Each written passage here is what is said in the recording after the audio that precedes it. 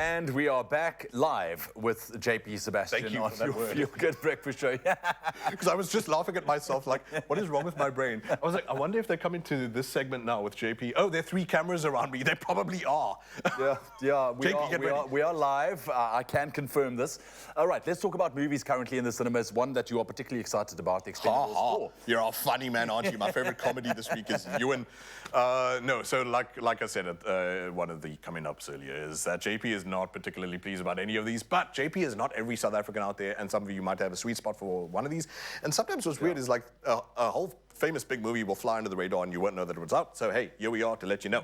Expendables 4 is the first one that is presently on circuit. I think that's probably already top 3 in South Africa right now at the box office. Can't remember offhand, but clearly getting a lot of love. As some people believe it should. What do you feel about the Expendables series? Before I get all mean, Ewan, are you going to be diplomatic on my behalf? I'm not going to get diplomatic about it at all. Good. I think for me it's just nice to see. I like the guys that I see on screen. Jason Statham. I like the action. Stallone, the old school action heroes. But I do feel. I mean, this is now the 4th one, right? And yes, although it's nice to see action. I mean, we spoke about it a little bit off air. The fact that when they made that first one, that was like the let's bank that. You're making a museum that is a tribute to a generation of the people we grew up on, whether Van Damme, Schwarzenegger, Stallone, etc. So it seems kind of weird to be like, cool, let's make a 2nd museum and a 3rd and a 4th, because then you're just re-injecting into a franchise this idea of celebrating what's past and then continuing the past into the future, whatever. I'm getting too Inception on you here now. But all you got to know is that in Expendables 4, at least returning was Stallone and Jason Statham, who takes the front.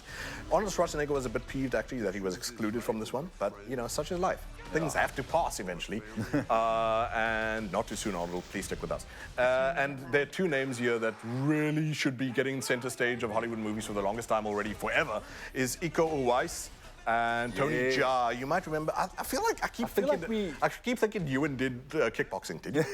No, I did boxing. Okay, yes, okay. My poor bad maths. Yeah, that's okay. But Tony Jaa was Ong Bak the Protector, which is very good. Iko Uwais, obviously The Raid, which I've spoken about way too much on Expresso, and they are in contention for being called the modern day Bruce Lee, the successor. Yeah. And yet they're still given these side roles to. Sure, Jason Statham's got martial arts under his belt. Yeah. Sure, he knows what he's doing, but these dudes are super exciting, and they're just like the side dishes. Look, I'm here for them. I like the actors. I know that I'm glad that they're still working.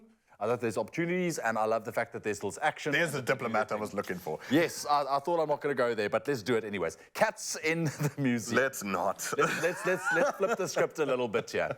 I heard one of our crew members just expel oxygen so that they would pass out as quickly as possible because they took their kid to see Cats in the Museum, and they had a family feud in public because why? If you were looking for a reason to dislike Russia, I know some of you might be. Maybe you want to dislike the Russian studio that gave us the animation that, Guy, what this looks like is when you see like these medicine adverts and it's like, hey, sip this and you'll stop coughing, and there's like this bought cat on there that looks like Philip, a cat that looks like it's got COVID, and it's like, why did you employ someone to do this? Rather just, I don't know, show me someone coughing a lung out and I'd say, oh, that's a lot cuter, but man, the animation on this is so... It's so rough. Cats in the Museum. But look, the thing is, you've got toddlers, you've got little ones, and some of you are in hostage situations. I know, like, there are some people who have burned through their Frozen DVDs, ironically, because that's all they get to watch when they're at home. And yes, poor Chad, I know that you were held hostage by your little one, and you had to take your son. He's throwing a very trembling thumb up at JP Sebastian across the studio. So look, sometimes they got to see what they want to see too. And that's their right, but maybe you should argue with him afterwards and do the stick up the bum type critic thing and be like, what did you think about that child? Because man, Cats in the Museum. Look, you've got other options. You've got Teenage Mutant Ninja Turtles, which is age restriction 7 to 9, so maybe not for the little ones. But there's also Headspace, which is a South African production, which actually looks a lot better quality than this. Do give that a try maybe first if you're looking for animation options for your littlest. Headspace and Teenage Mutant Ninja Turtles. Cats in the Museum, I'd say rather take your kids to see Taxidermy. It might be a lot cheaper. Wow. All right, we have one more quickly. After everything, run me through, my friend. Please run me through with a sword, man. After everything, this is... And man, after I wish it was 6 feet under. It's another romance where I'm not a conservative dude, and I'm open-minded and whatever. And I think it's good that children explore, their sexual dimension and whatever. Know that we're human beings and we've got a pee-pee and a vagina and all this and whatever. JP's going off into the bushes here for no good reason.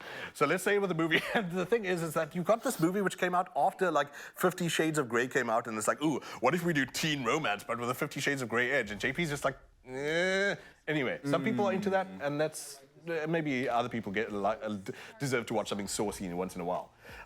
So I think this would be number 4, where you have to bring yourself to believe, and this is why I believe this movie is high fantasy, that Hero Fiends Tiffin, which is a human name, the lead actor, is a New York Times best-selling author. Your JP's been mean, but this actor's not good, guy. And somehow a 4th movie comes around, and it looks like it's the quality of The Room by Tommy Wiseau. Teenagers, watch what you want. Don't listen to this old uncle. But maybe also go watch Past Lives, which is another very good romance out there. But if you did just want to watch something that has like the romantic quality of The Expendables, then After Everything might be for you. I don't think it's for humans, though. I'm not sure that they're humans in this. They all might be AI. I do not know. These actors might be generated by computers. All right. JP, thank you very much. I love that. Make of this chat what you will at home. Go and enjoy a movie. Thanks, JP. Always appreciate a value opinion, my friend. That's your movie review here on your Feel Good Breakfast Show.